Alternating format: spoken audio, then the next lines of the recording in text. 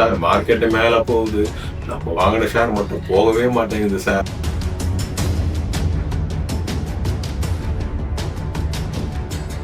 இவ்வளவு ஆகி போச்சு, கம்பெனிக்கு பிரச்சனை வரும், சேல்ஸ் கம்மியாகும், ப்ராஃபிட் கம்மியாகும்.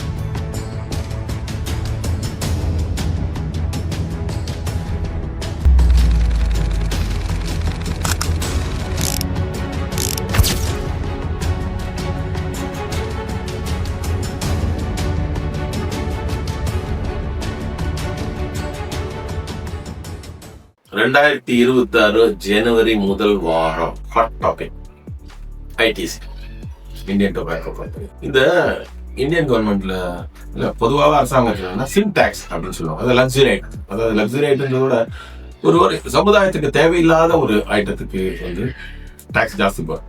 லிக்கர், சிகரெட் என்ன பண்ணிட்டாங்க, சிகரெட்டுக்கு டாக்ஸ் ஜாஸ்தி போட்டாங்க கவர்மெண்ட். அதனால என்னாச்சு, ஐடிசியோட ஷேர் பிரைஸ் 410க்கு மேல இருந்தது.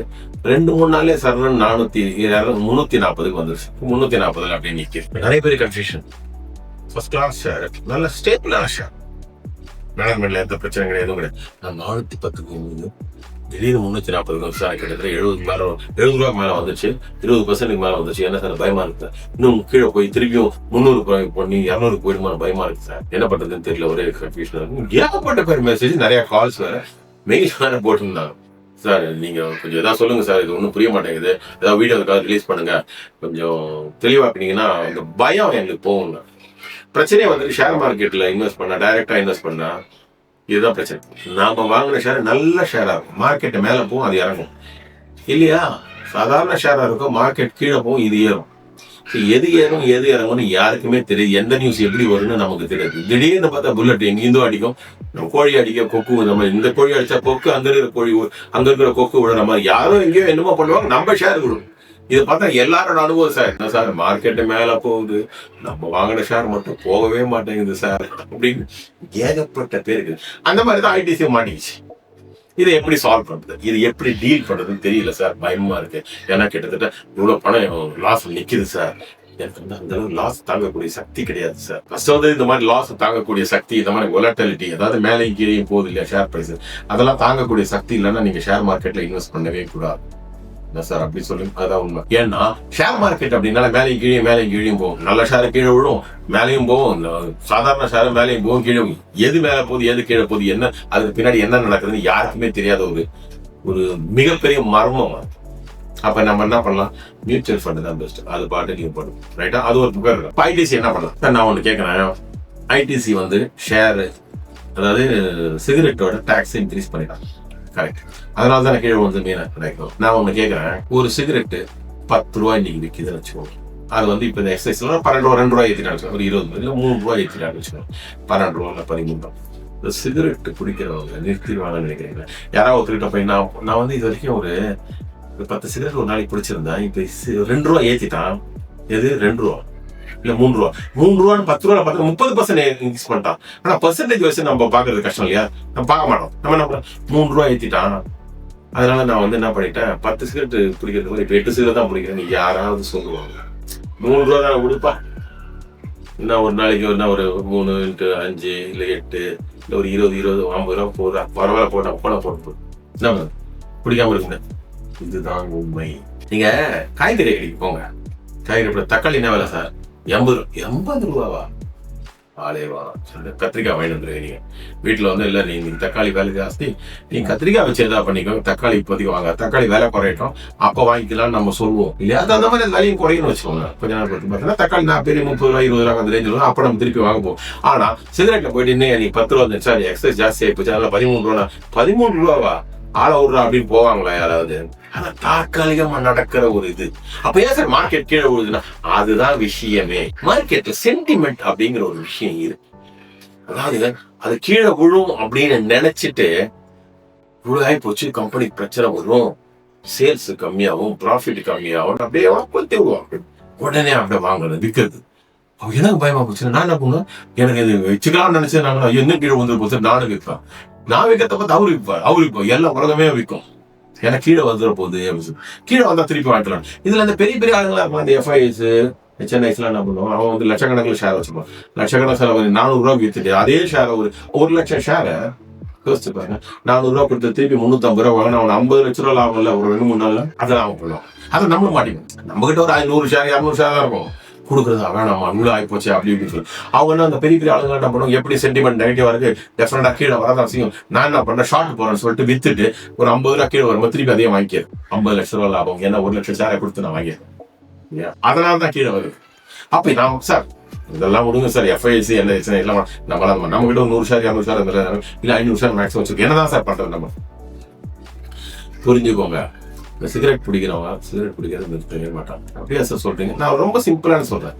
என்னோட சின்ன வயசுல ஒரு 40-50 வருஷம் ப்ளூ பேர்டுன்னு ஒரு சிகரெட் வந்து எவ்வளவு தெரியுமா அதோட விலை? 5 பைசா. ஆமா 5 பைசா. சேர்மினார் சிகரெட் ஃபில்டர்லாம் இருக்காது, அதுக்குன்னா 10 பைசா. அதுக்கப்புறம் தான் சாம்ஸ் எல்லாம் ஒன்று வரும். அங்கே அஃப்கோர்ஸ் வந்து 4 ஸ்கொயரு பேசிங் ஷோ அப்படிங்கிற மாதிரி நிறைய ஒரு கொஞ்சம் லக்ஸரி சிகரெட் இருந்தது. அப்போ கூட அதெல்லாம் பார்த்தீங்கன்னா ஒரு சிகரெட்டுக்கு 1 ரூபா 50 பைசா 25 பைசா 50 பைசா இருந்து. அந்த சிகரெட்டோட விலையெல்லாம் இன்னைக்கு எவ்வளோ ஆச்சு? 10 ரூபா 15 ரூபா 20 ரூபா ஆயிப்போச்சா இல்லையா? யாராவது சிகரெட் விற்றுனாங்களா? அன்னைக்கு 1 லட்சம் சிகரெட் பேக்கெட் விற்றுனாங்களா? இன்னைக்கு 2 லட்சம் விற்கிறாங்களா 10 லட்சம் விற்கிறாங்களா? இல்லை, இதுதான் உண்மை. ஸோ சிகரெட்டு வேலை வந்து ஏறினதுனால சிகரெட்டை பிடிக்கிறது யாரும் நிறுத்த போறது இல்லை. அவங்களுக்கு ஆட்டோமேட்டிக்கா அதெல்லாம் என்னென்ன நடக்கணுமோ அது பாட்டுக்கு நடந்துட்டு தான் இருக்கும். ஸோ இதுதான் நிதர்சனமான உண்மை. அதாவது சிகரெட் பிடிக்கிறோம் நிறுத்த போறது கிடையாது. ஓகேங்களா? அது பாட்டுக்கு மேல சேல்ஸ் பாட்டுக்கு வந்துகிட்டே தான் இருக்கும். இன்ஃபேக்ட் ஜாஸ்தியாக தான் ஆளுங்க சிகரெட் பிடிச்சிட்டு இருக்காங்க அப்படிங்கிறது தான் உண்மை.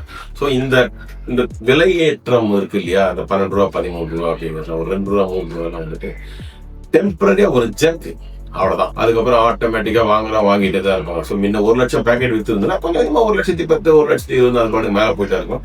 டெம்பரரியா ஒரு கேப்ன்ற மாதிரி ஒரு சென்டிமெண்ட் நெகட்டிவா இருக்கிறதுனால ITC ஷேர் 410 340 வந்துருக்கு. இன்னும் கொஞ்சம் கீழே வரலாம், ஒரு 5-10 ரூபாயில 15 ரூபாய் திருப்பி வரலாம், சான்ஸ் இருக்கு. 5% வரதுக்கு சான்ஸ் இருக்கு, ஏன்னா சென்டிமெண்ட் நெகட்டிவா இருக்கிறதுனால. பிளஸ் இந்த டாரிஃபோட வார் வராது பிரச்சனை, அது விடுங்க, அது செப்பரேட். இதெல்லாம் நடக்கிறதுனால ஆட்டோமேட்டிக்கா வந்து கீழே வரும். பட் நான் சொல்றேன், ITC கம்பெனியோட ஷேர் ஸ்டேபிள் கம்பெனி. எந்த விதமான கரப்ஷனோ இல்ல எந்த விதமான பிரச்சனையோ எந்த விதமான லீகல் டேங்கிள்ஸோ எதுவுமே இல்லாத கம்பெனி. அதனால ஆட்டோமேட்டிக்கா இந்த ஷேரோட விலை மறுபடியும் மேலே போய்த்தான் ஆகும். எப்ப தெரியுமா பிரச்சனை இல்லை, நம்ம ஷேர் விலை கீழே வரும்போது நம்ம வாங்காம இருக்கணும்னா கம்பெனில வந்து கரப்ஷன் ஏதாவது பிரச்சனை இருக்கும், லீகல் ஏதாவது பிரச்சனை இருக்கும், இல்லை ED ரெய்டு அந்த மாதிரி இன்கம் டேக்ஸ் அந்த கார்பரேட் டாக்ஸ்ல ஏதாவது, அதாவது லீகல் அத்தாரிட்டிஸோட அவங்க ஏதாவது கிளாஷ் இருந்த மாதிரி அந்த பக்கமா போகக்கூடாது சொல்லுங்க. அதுதான் டேஞ்சர். இது வந்து சாதாரண ஒரு எக்ஸசைஸ், சின்ன ஒரு சம்பவம் நடந்திருக்கு அவ்வளவுதானே தவிர மறுபடியும் அவங்களோட சேல்ஸ் எல்லாம் டெம்பரரி அப்படின்ற மாதிரி கொஞ்சம் அப்படியே தோணும். பட் ஆட்டோமேட்டிக்கா பழைய லெவலுக்கு வந்துடும், ப்ராஃபிட்டும் ஜாஸ்தியாகும், எல்லாமே நல்லா பெர்ஃபார்மன்ஸ் நல்லா தான் இருக்கும் இன் டர்ம்ஸ் ஆஃப் இது. அப்போ ஆட்டோமேட்டிக்கா ஷேரோட விலையும் மறுபடியும் மேலே தான் இருக்கும். அதனால ITCயை பொறுத்த வரைக்கும் தயவு செஞ்சு யாரும் பயப்பட வேண்டிய எந்த அவசியமும் கிடையாது. ஆனா என்னன்னா ரொம்ப மெதுவா போகும், நத்த மாதிரி தான் மேல போகும். ITCயை பத்தி உங்களுக்கு தான் எல்லாமே தெரியும், அது பயங்கர volatile. ஐயோ இப்படி போகும் இப்படி போனோம், இது ஏதோ சென்டிமெண்ட்னால ஒரு 60-70 ரூபா அடிச்சிருக்கான தவிர அதே மாதிரி 70 ரூபா டப்புனு திருப்பி மேலே போகாது, மெதுவா ஆனா போயிட்டு நானும் கூடி சீக்கிரமா கிராஸ். அதனால கூடி சீக்கிரம் நாளைக்கு ஏறணும், கொஞ்சம் சில மாதம் ஆகும், அதுக்கப்புறம் திரும்பி போயிடும். ஏன்னா சென்டிமெண்ட் பழைய லெவலுக்கு வரணும் இல்லையா, அதுக்கு கொஞ்சம் காலம் பிடிக்கும். மனசுக்குள்ள மக்கள் ஆஹா ரைட்டு இப்போ நான் சொல்ற மாதிரி மக்கள் எல்லாம் நினைக்க ஆரம்பிச்சிட்டாங்கன்னா ஆட்டோமேட்டிக்கா அவங்க வாங்க ஆரம்பிச்சிட்டாங்க, ஏன்னா பழைய லெவலுக்கு போயிடும் அப்படின்னு சொல்லிட்டு அந்த லெவலில் அந்த கான்ஃபிடன்ஸ் வந்தோடனே ஆட்டோமேட்டிக்கா வாங்குவோம். வாங்கிட்ட அப்புறம் ஆட்டோமேட்டிக்கா இந்த ITC வந்து 400 கிராஸ் பண்ணிப்போம். அதனால தாராளமாக நீங்கள் வாங்கலாம். ஆனா நான் மறுபடியும் சொன்னா it is only for whatever I am telling you, it's for educational purposes only. நீங்க விற்கிறதும் வாங்காதது உங்க இஷ்டம், அது உங்க ஃபைனான்சியல் அட்வைசர் நீங்க கேட்டுக்கணும். இது என்னோட வியூ, நான் சொன்னேன், it's purely my personal view. ITC வந்து தெரிவித்து 400 மேல் பேனிக் ஆக வேண்டிய அவசியமே கிடையாது. ரொம்ப புரியும், ஷேர் மார்க்கெட்ல நீங்க பேனிக் எப்போ ஆகணும்னா இந்த கம்பெனிக்குள்ள ஏதாவது பிரச்சனை வந்துட்டு லீகல் அத்தாரிட்டிஸ் ஏதாவது பிரச்சனை வந்துதான் உங்களுக்கு பயப்படணும், மற்றபடி பயப்பட வேண்டிய எந்த அவசியம் இல்லை. இதெல்லாம் சின்ன சின்ன சம்பவம் நடக்கும், கார்பரேட் இல்ல கவர்மெண்ட் சில பாலிசி கொண்டு வரும், அந்த பாலிசி வந்து இந்த கம்பெனிக்கு அகேன்ஸ்டா இருக்கணும். பட் ஆட்டோமேட்டிக்கா அதுவும் சிகரெட் விஷயத்துல எந்த விதமான கவலைப்பட வேண்டிய அவசியம் கிடையாது. காரணம் சிகரெட் பிடிக்கிறவங்க அந்த நிறுத்திருக்காங்க சார், அது என்ன 0.0001% தான் நிறுத்தாங்க, எல்லாம் பிடிச்சிட்டு தான் இருப்பாங்க. 10 சிகரெட் பிடிக்கிறோம், 10 சிகரெட் தான் பிடிப்பாங்க. வேணா ஒரு வாரத்துக்கு வேணா வேலை ஜாஸ்தியா போச்சு கம்மி பண்ணுங்க, ஒரு வாரம் திரும்பி பழையபடி பிடிச்சிடுவாங்க. அதனால இது வந்து பெரிய ஒரு பாதிப்பு வராது, டெம்பரரியான பாதிப்பு. தயவு செஞ்சு பேனிக் ஆகணும், வேணா ஆவரேஜ் கூட நீங்க பண்ணிக்கலாம், ஆட்டோமேட்டிக்கா பழைய லெவலுக்கு போய்விடும். ஓகேங்களா? இப்ப ITC பத்தி ஒரு தெளிவான பார்வை உங்களுக்கு வந்து விட்டதா? ரைட், இந்த விஷயத்துல உங்களுக்கு ஏதாவது டவுட் இருந்தது கொஞ்சம் கிளாரிபிகேஷன் வேணும். மெசேஜ் கால்ஸ் பண்ணுங்க, நான் கிளியர். ஓகேங்களா? நன்றி, வணக்கம்.